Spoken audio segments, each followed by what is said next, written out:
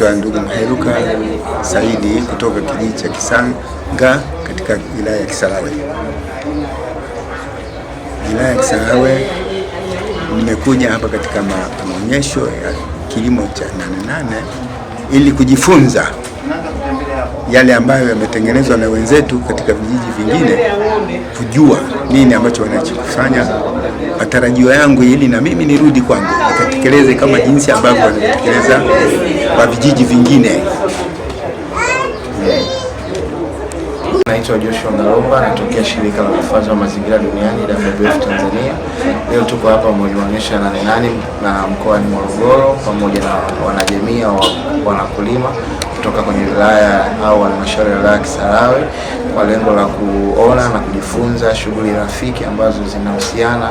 na dhana nzima ya uhifadhi wa misitu na mazingira asili, ambazo wao kwao inapunguza utegemezi au pressure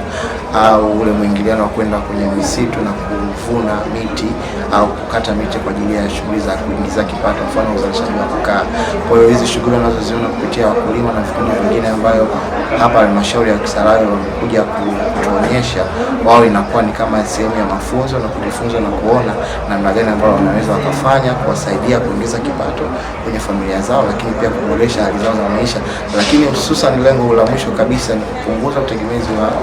viumbe au mazingira au vivutio vya asili, mfano wa misitu, hususan kwenye wilaya yetu ya Kisarawe tuna msitu wa Pugu Gazi Mzumbi. Kwa vile vikundi vyote au jamii zote za Vibula na Viwewe na Kimwani wanakuja kujifunza hapa kwa ajili ya kupunguza